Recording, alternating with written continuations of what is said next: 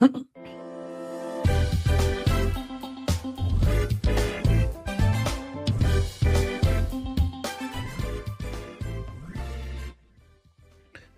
evening, good evening, good evening.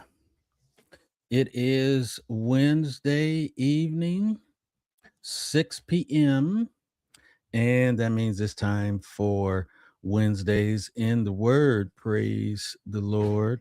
My name is Dwayne Hawkins. I have the privilege of serving as our facilitator this evening, as well as the pastor of the Antioch Baptist Church.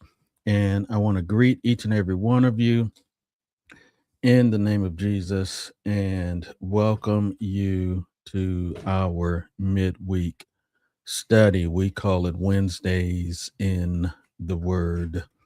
So I want to invite you to come on in. Let us know, let us know that you are here. Tell us what your color is and anything you'd like to share. We definitely want to encourage you to share what's going on with life, that we can share life, something exciting, something funny, answer the prayer, any challenge you may be facing, or a prayer request that you would like to submit. We want to welcome all of those things.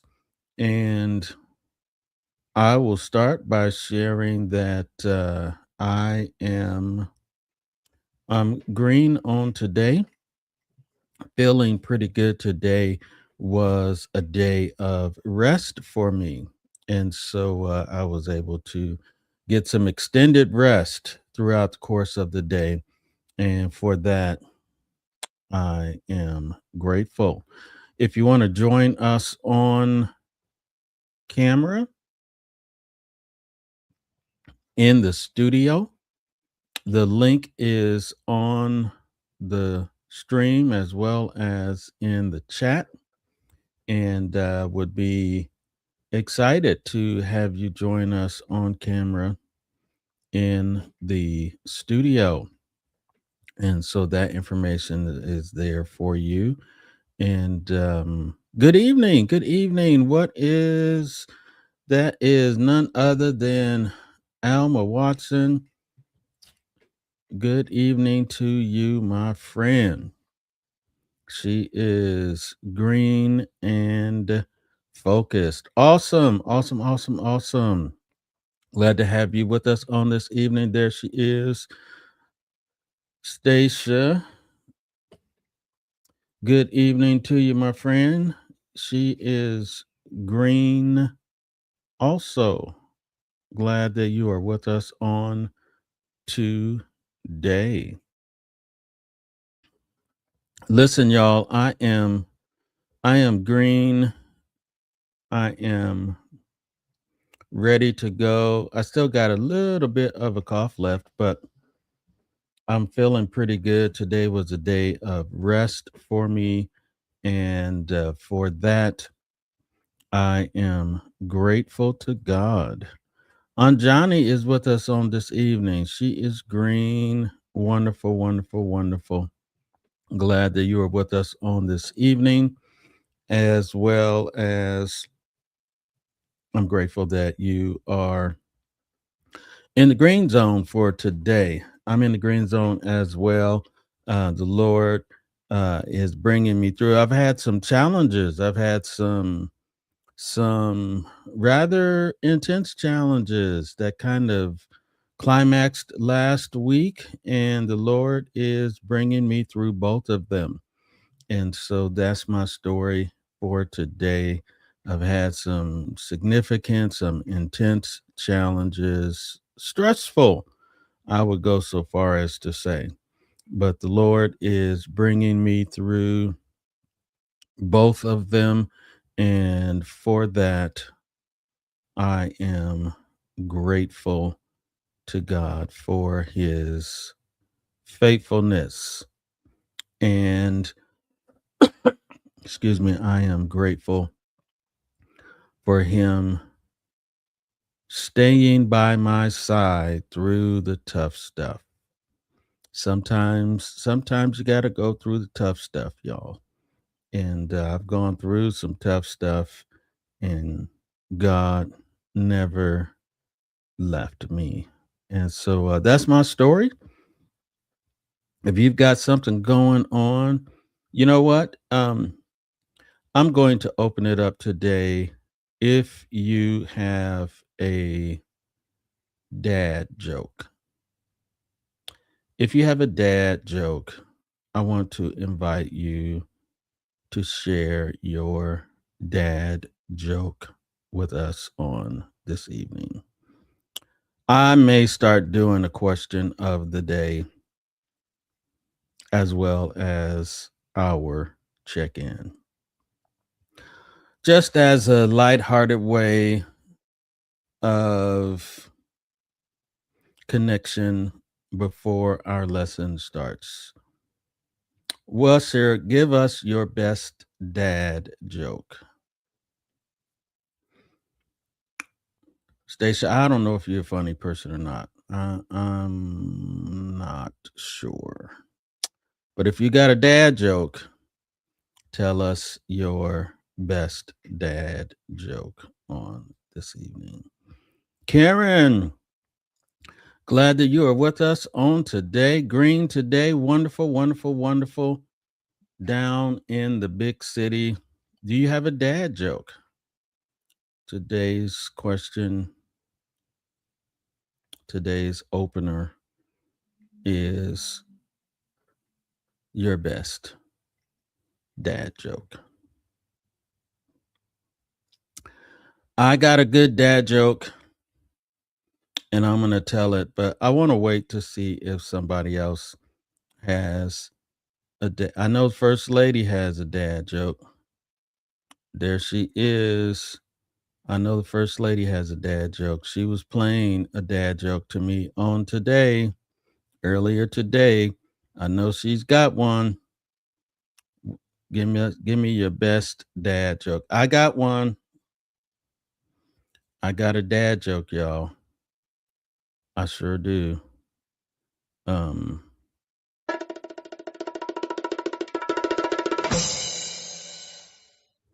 Are you ready for my dad joke? I know you're ready.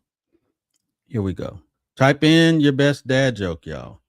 Don't have me out here the only one doing a dad joke. Here, okay, here it is. Oh, I got a whole bunch of them. I got papers full of dad jokes. Let me see.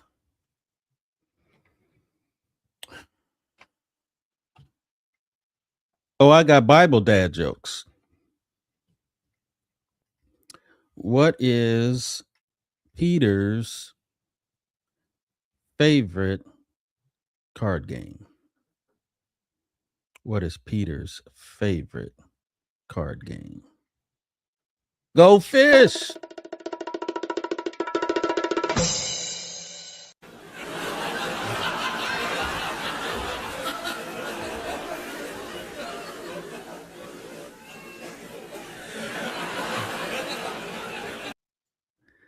Go fish. Okay, that one wasn't that good. Until someone else types in a dad joke, I'm gonna keep going. Here's my next dad joke. Did you know that there were lights on the ark? They were floodlights. Floodlights.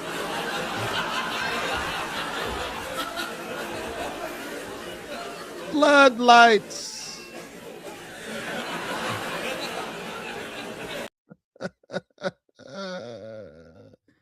I am on a roll. Somebody else type in your best dad joke. I am on a roll. I'm on a roll.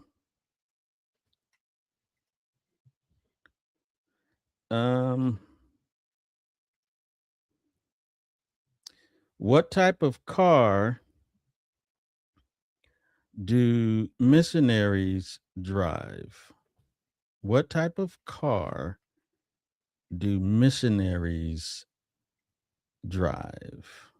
Missionaries and evangelists. What kind of car do missionaries and evangelists drive?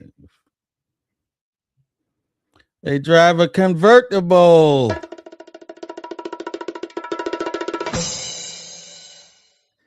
A convertible. A convertible.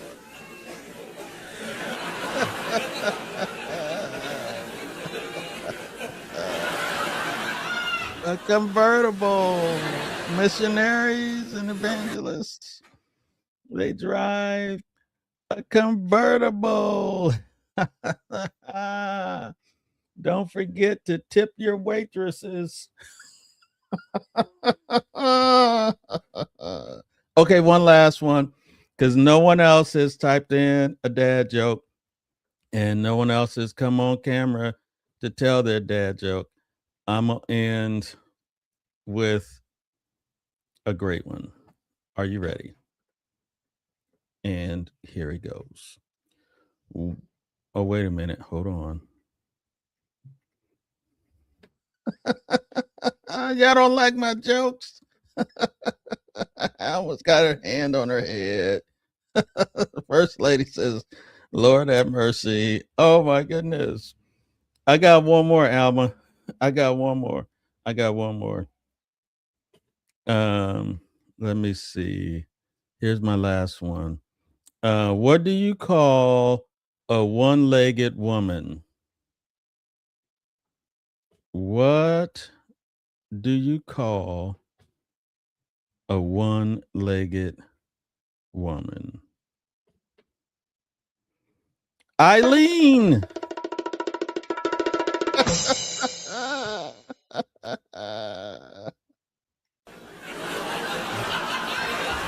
Eileen. Eileen. Oh my goodness. I am funny. The first lady says, wait. Oh, wait a minute. Hold on, y'all. Hold on. Here's the first lady. Uh-oh, we got another one. What kind of shoes do frogs wear? I don't know, Karen. What kind of shoes do frogs wear? I almost said keep your day job. Open toe sandals. Open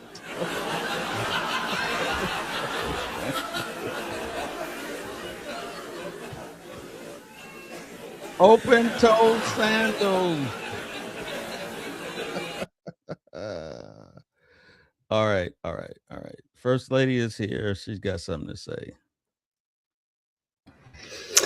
Only thing I got to say is I am agreeing with Alma. Keep your day job, please, and thank you. Keep my day job. I could go on tour. I could go on tour. Y'all don't think I could go on tour? Okay. All right. Well, if we don't have any more, last call for dad jokes. Maybe we'll do another round on next week. Get your favorite dad joke, write it down. It's all in the delivery, y'all. I'm telling you, it's all in the delivery. So write them down. Next week, we'll do round number 2. Give you some time in advance, and you can come in. All you people that are on the Bible study live stream, I see y'all out there, even though y'all ain't saying your names. Y'all need to come with your best dad joke on next week. Okay, here we go. You ready for my joke? Okay. Hold on. Ready for Let me my get. joke? Hold on. Let me get ready. Go ahead.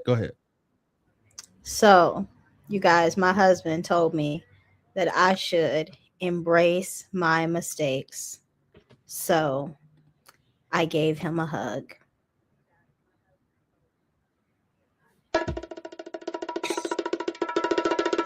There you go. That's it. That's what I got for you. That's what I got for you.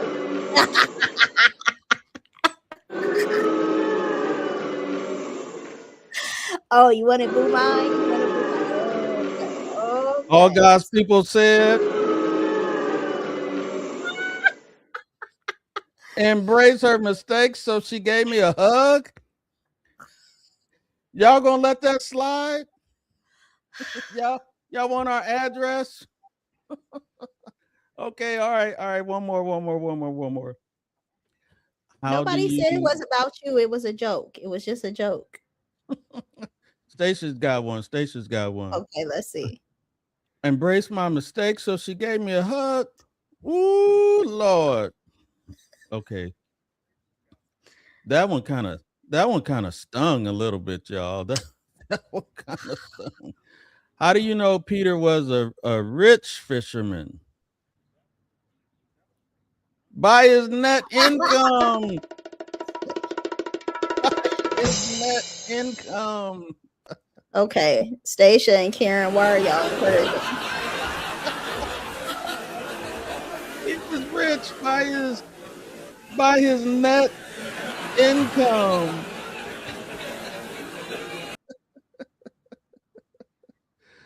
Uh, okay, next week we'll do another round. We'll do another round of dad jokes. Get on the internet, get on the interwebs, and find your best dad jokes. Get them ready. I might do one at church on Sunday, just to let y'all know that I could go on tour if this pastoring thing don't work out. I got another stream of income. All right, y'all ready?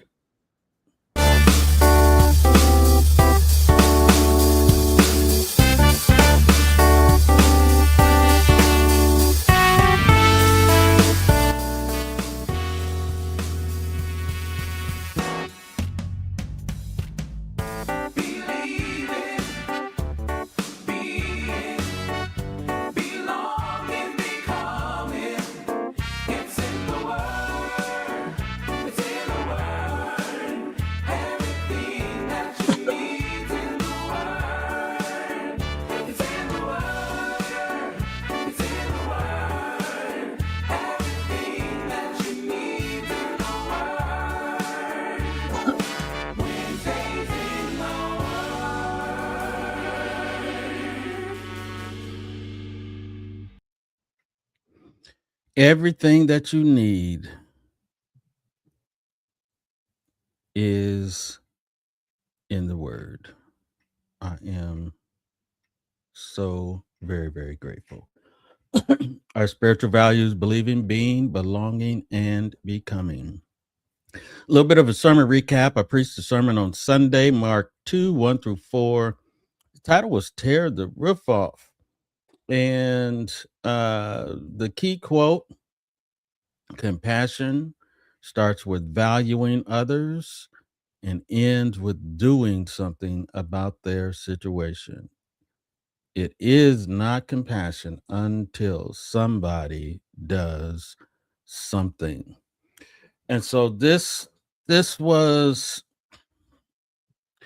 just a very impactful passage to preach from on Sunday.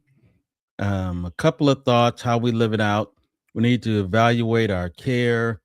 The only way that you can do whatever it takes to bring somebody to Jesus and tear the roof off is they cared for the man, they heard about Jesus, they believed in Jesus, and then they brought the man to Jesus.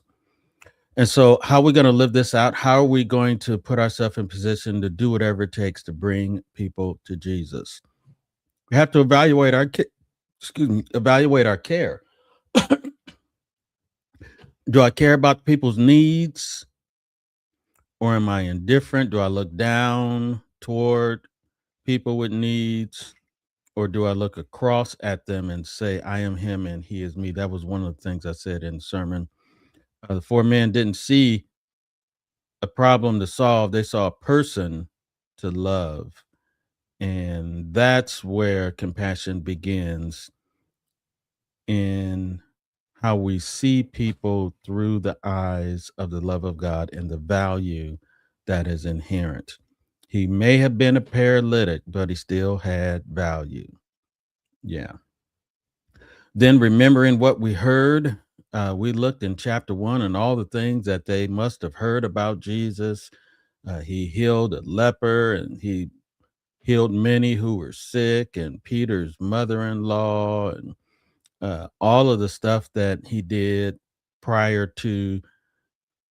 We got to remember what we heard, and also encouraged us to tell our testimony of what God has done for us, so that other people can hear what he's done for us, so that they would be encouraged to take other people to Jesus. So remember what we heard. Jesus healed a man with an unclean spirit, Simon's mother-in-law, many who were sick, cleansed the leper. Reflect on what you heard about Jesus this week and tell somebody else what Jesus has done for you. And then they believed it. Uh, and the whole issue was, if he did it before, he could do it again. I want to encourage you to believe that he still has power. His power has not feigned or waned or dipped over time. He still has power. And then finally, to do whatever it takes. They had caring persistence, and they were faithful, and they were creative. They did what was never done before. Y'all, listen, it's only crazy until it happens. It's only impossible until it becomes possible. And sometimes we got to be willing to think out of the box and be creative, even in the face of ridicule. So that was the sermon on Sunday. Thoughts or questions about the message on Sunday?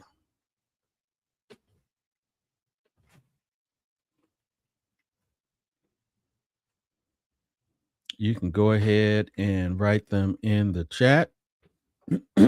You can always go back and review it. I left the QR code in the top corner.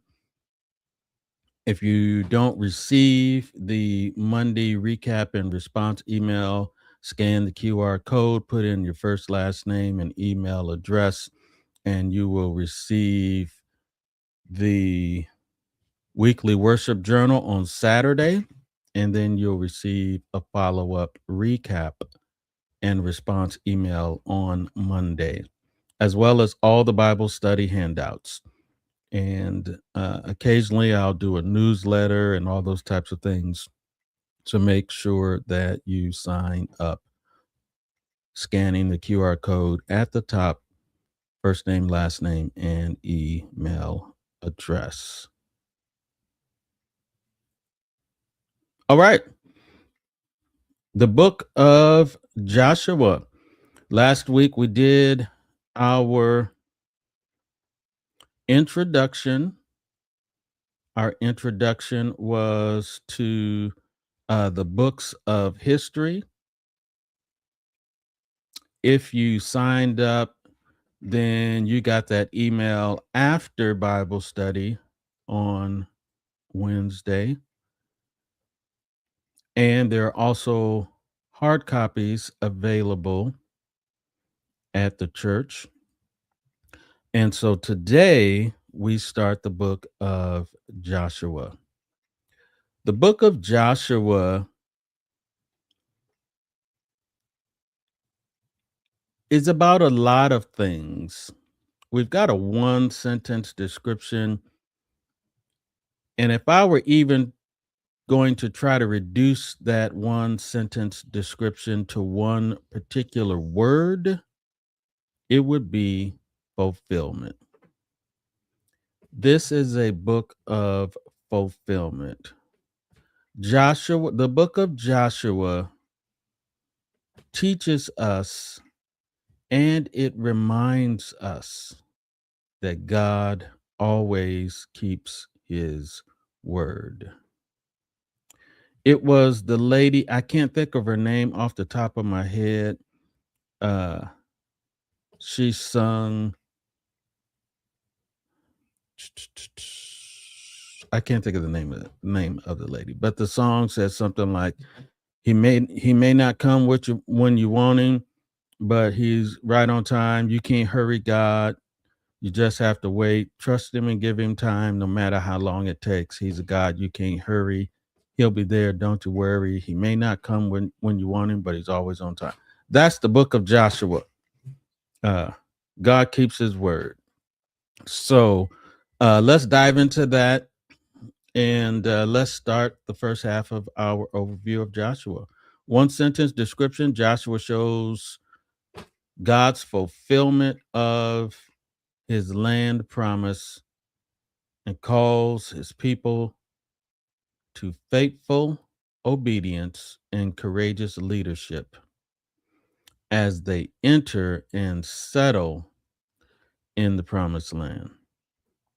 So, if we were to go back, let me open up my Bible and go back to the book of Genesis. In the book of Genesis, chapter 12, when God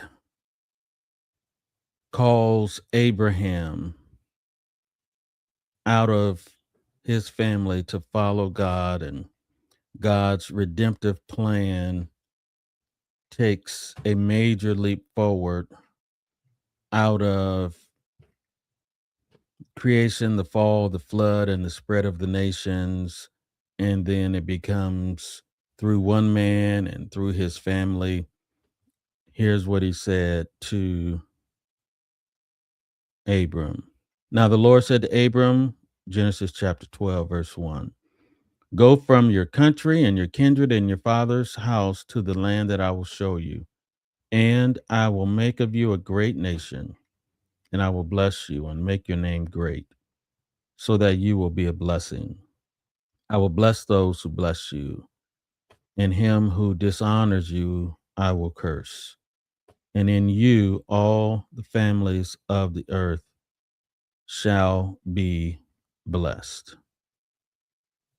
And if you drop down to verse 7, it says these words: Then the Lord appeared to Abram and said, to your offspring I will give this land. The book of Joshua fulfills that verse in Genesis chapter 12, verse 7, that God made to Abram. To your offspring I will give this land. And so that's where the promise was. And in Joshua is the fulfillment of the promise. Hundreds of years after the promise was made.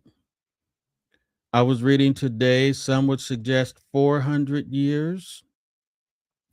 And then there were 40 years in the wilderness under the leadership of Moses.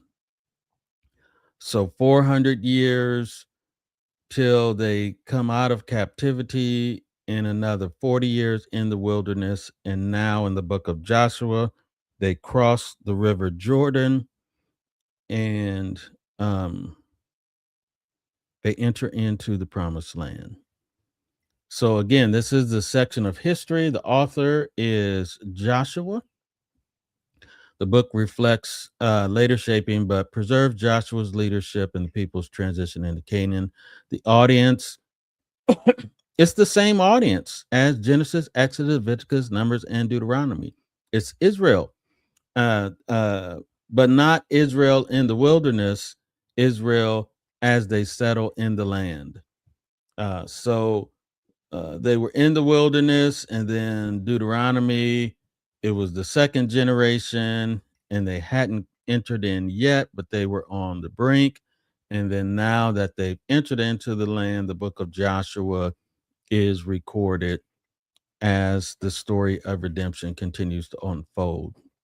So it's written to Israel, they settled in the land, and now how do they live in light of their relationship with God through the law in their new home? This is a medium book. It's not long, it's medium. I think it's 24 chapters. And so the theme and purpose, the wind is blowing hard.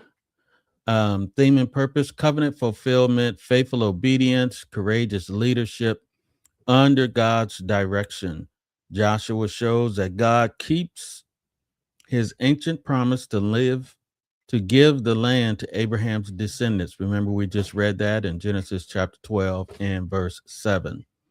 And that enjoying the blessings of the land depend on Israel's continued covenant faithfulness. That is key. God did what he said, but the people still have a role to play.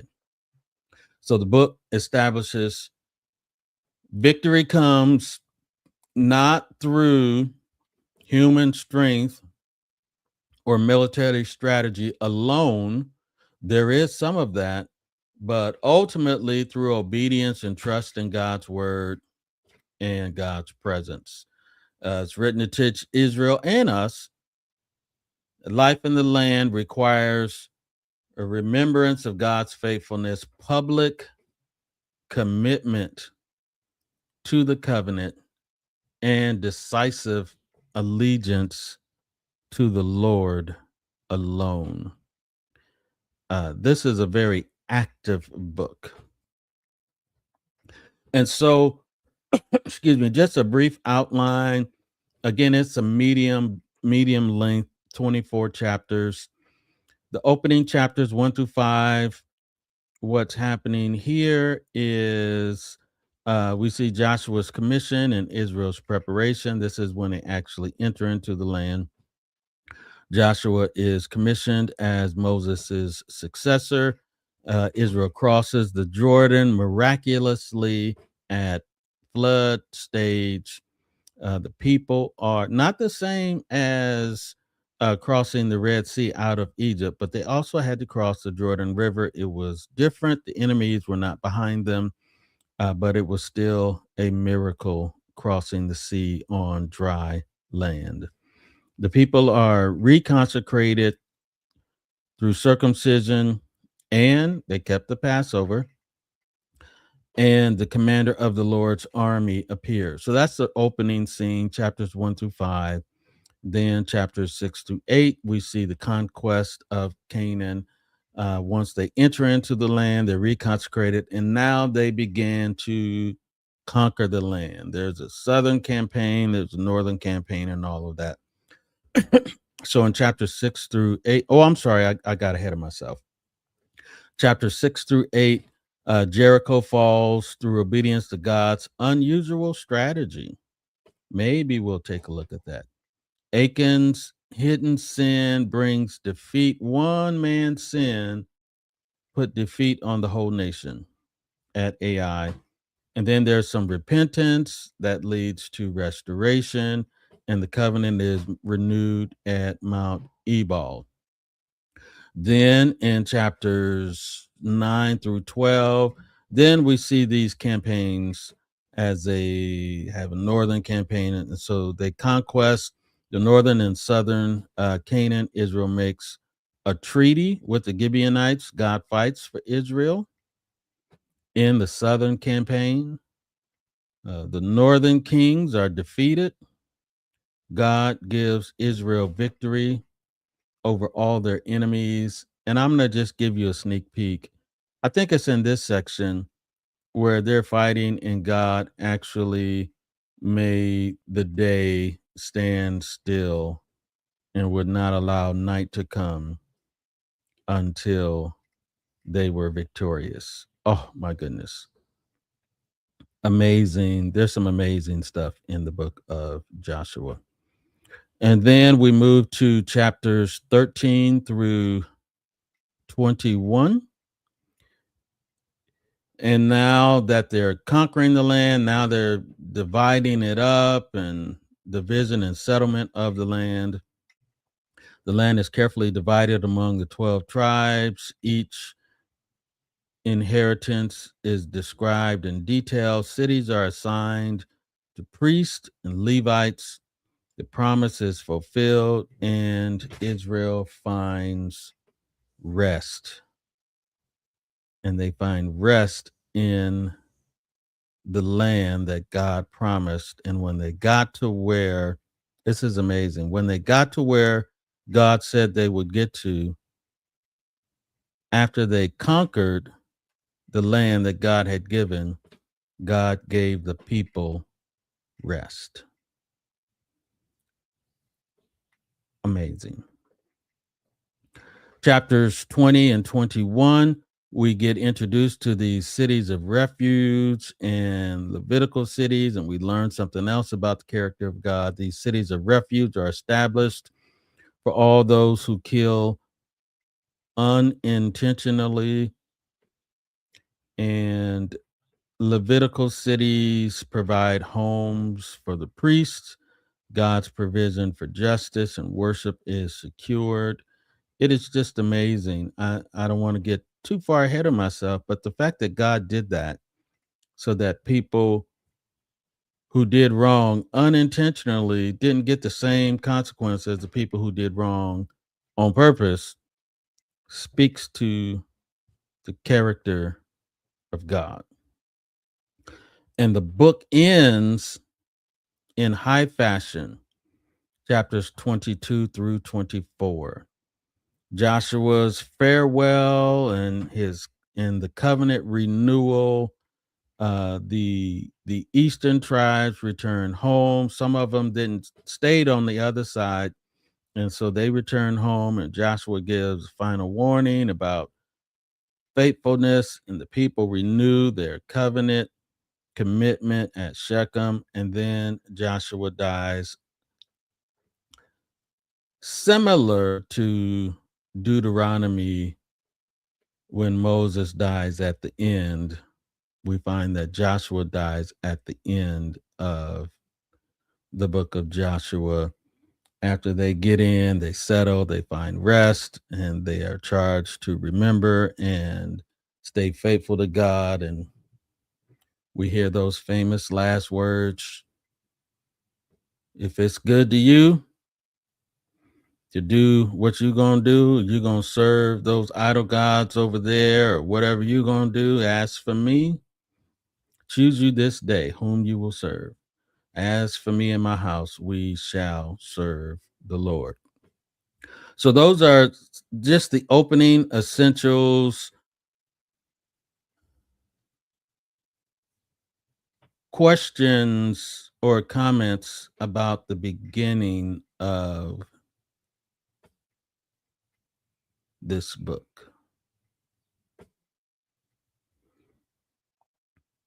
Let me know. If there are no questions, let me know that you understand some of the opening stuff before we kind of look at our themes. Just give me a heart or a thumbs up. Let me know that you're with me and we're on the same page before I continue. Before I continue.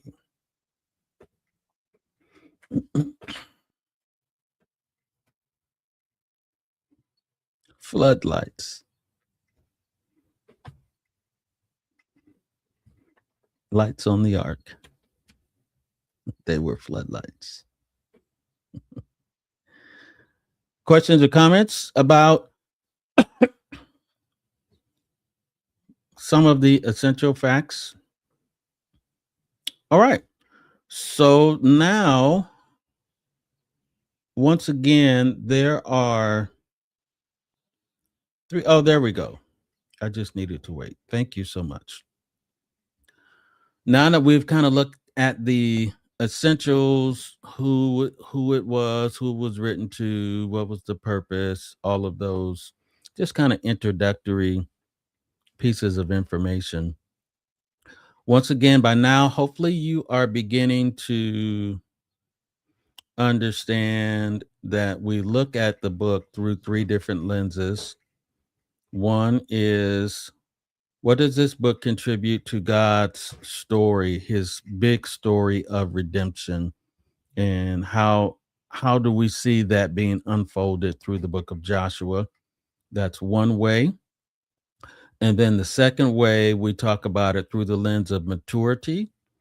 What do we learn about Christian maturity through the book of Joshua, as our approach has to do with our head, what we know and understand, what's in our hearts in terms of values and things of that nature, and corporate behaviors as well as individual behaviors.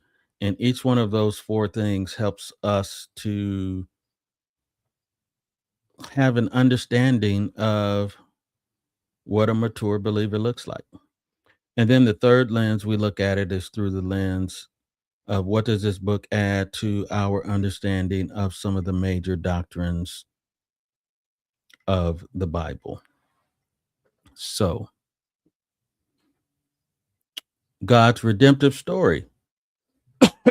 How does the book of Joshua add to the big redemptive story of God?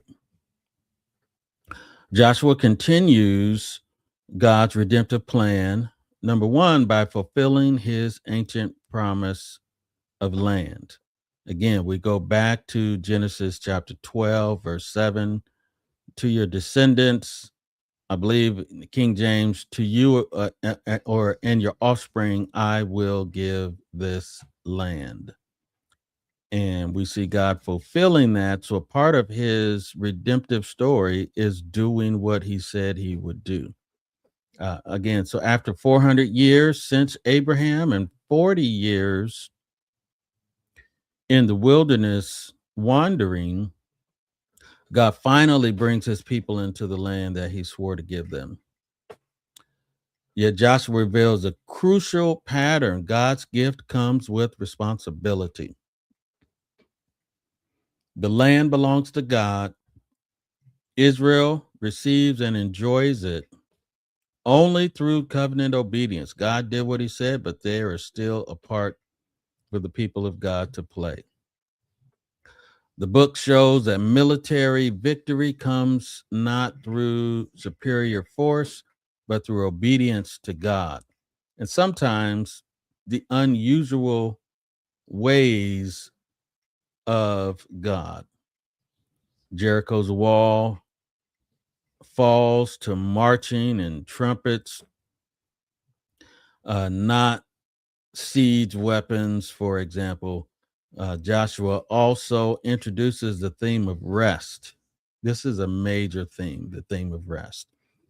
A land is the land is a place where God's people can finally settle and dwell in peace.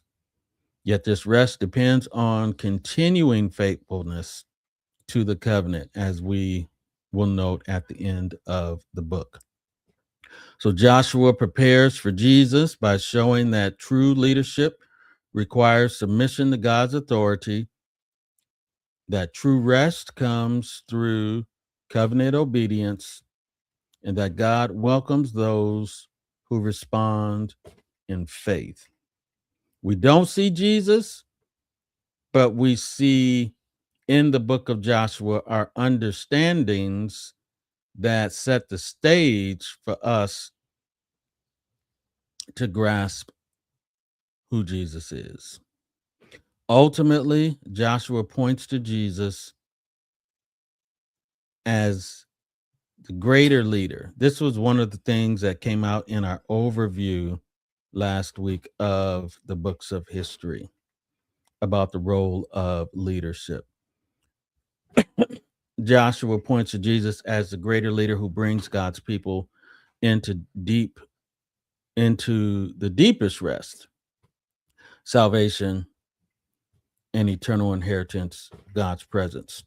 So just a reminder of our lesson on last week when we did an overview of all 12 books of history: Joshua, Judges, Ruth, 1st, 2nd Samuel, 1st and 2nd Kings, 1st and 2nd Chronicles, Ezra, Nehemiah, and Esther.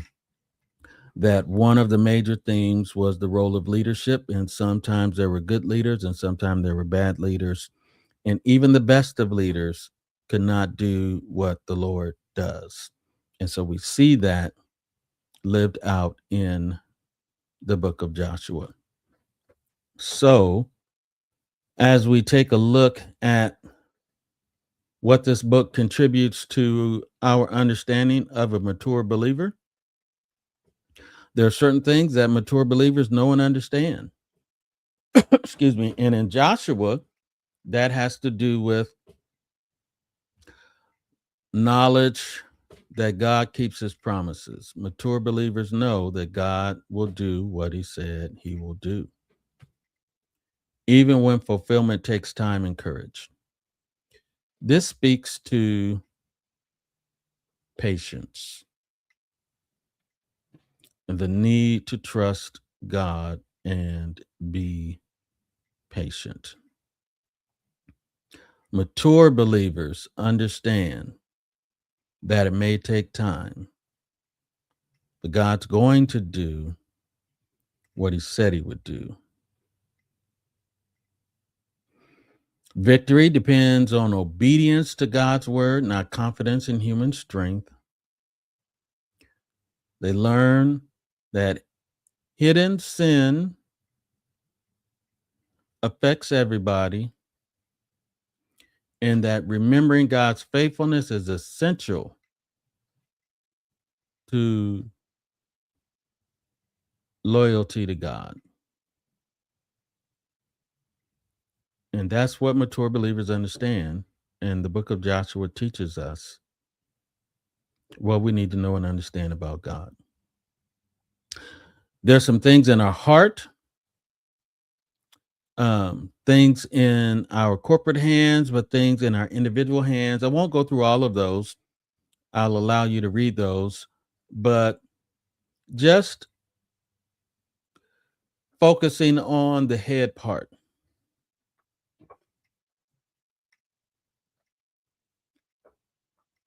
How does that understanding that God's going to keep his word and that victory comes through obedience, how does that help us mature as believers? One of the things I already said, but how does what we learn in the book of Joshua help us to mature as believers on the basis of what we know and understand about God in this book?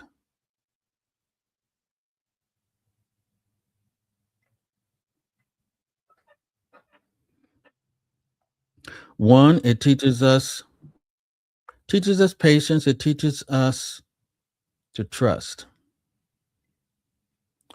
Because if you've ever been in a situation where you're calling out to God in distress and you're tempted to lean on circumstances and not God, it is the mature believer that knows that it's not our strength that secures the victory. That God may work through plans that he gives us, but ultimately it is our trust in him and our obedience to him that brings us through the difficulties of this life. And that's one of the things we learn from the book of Joshua. And then I think the last thing that we'll really talk about tonight comes through these doctrinal contributions. Again, there are many, and we'll only look at maybe one of them on this evening. And let's look at the doctrine of God, because it's somewhat connected to our connection to spiritual maturity. The book of Joshua helps us understand many things about God. God is revealed as faithful, trustworthy. He is powerful to accomplish his purposes. That God is holy in his judgment, that God is present with his people. He fights for his people, and he gives victory through divine power and not human strength. If we understand those things about God, when the difficulties of life come, we're able to trust in him and not just lean to our own understanding, as Proverbs teaches us. So, all of these things that we see God doing, the walls of Jericho come falling down, and he parts the waters of the Jordan River, and he extends the daylight so that his people can have victory. All of these things so that God's people can experience God's promises are a result of him, not us.